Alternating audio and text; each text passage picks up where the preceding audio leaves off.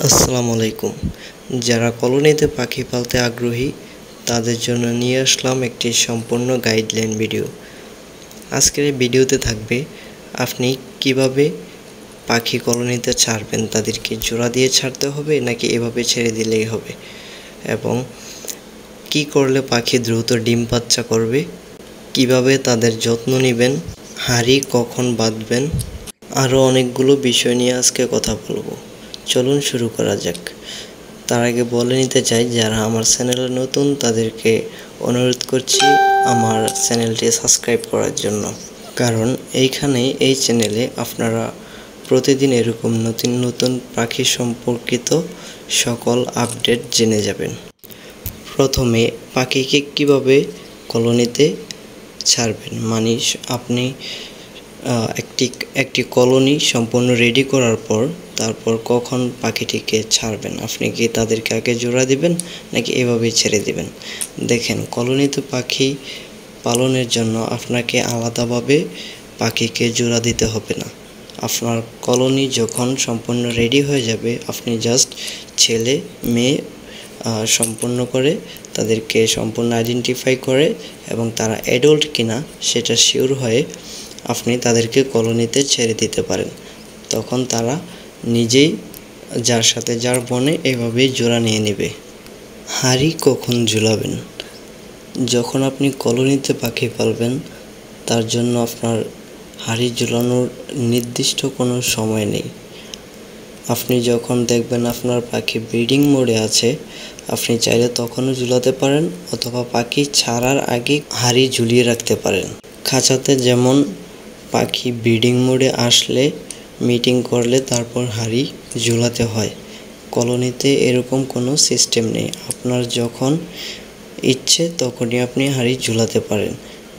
হাঁড়ি যত তাড়াতাড়ি ঝুলাবেন তত তাড়াতাড়ি পাখি ডিম বাচ্চা দেওয়ার সম্ভাবনা আছে। আর হাঁড়ির মুখগুলো কখনো খোলা রাখবেন না। আমি যেভাবে যে কোনো পাত্র দিয়ে ঢেকে রেখেছি, আপনিও ঠিক সেভাবেই ঢেকে রাখবেন। আর পাখিকে খাবার কখনোই নিচে ফ্লোরে বা মাটিতে দিবেন না।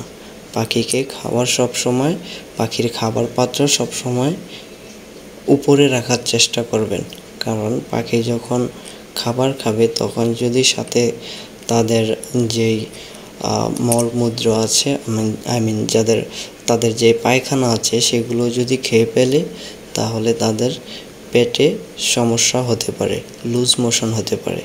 সেক্ষেত্রে পাখি আপনার অসুস্থ হয়ে যাবে এবং মারা যাওয়ার সম্ভাবনাও থাকে। আর ডিম বাচ্চা খুব দ্রুত পাওয়ার জন্য তাদেরকে অবশ্যই পুষ্টিকর খাবার দেবেন এবং সপ্তাহে একদিন তাদেরকে সফট ফুড দেবেন। যাদের সফট ফুড সম্পর্কে কোনো আইডিয়া নেই তারা আমাকে কমেন্টে জানাতে পারেন, আমি সফট ফুড সম্বন্ধে একটি ভিডিও নিয়ে আসব। এবং তাদেরকে বিভিন্ন শাক সবজিও সপ্তাহে একদিন করে খেতে দিবেন। আপনারা এরকম এই সবজিটা দিতে পারেন, যেটা আমি দিয়ে রেখেছি, এটাকে আমাদের এলাকায় বটবটি বলে।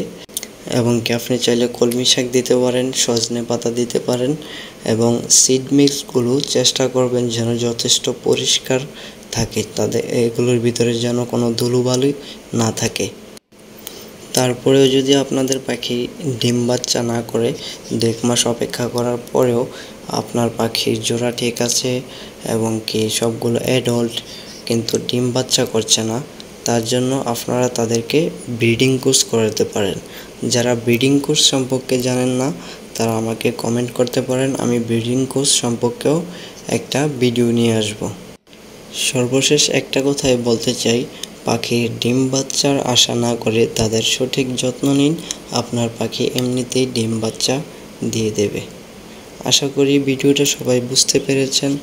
যদি কোনো প্রশ্ন থাকে অবশ্যই কমেন্টে করতে পারেন, আপনাদের জন্য সবসময় অ্যাভেলেবেল আছি। ধন্যবাদ।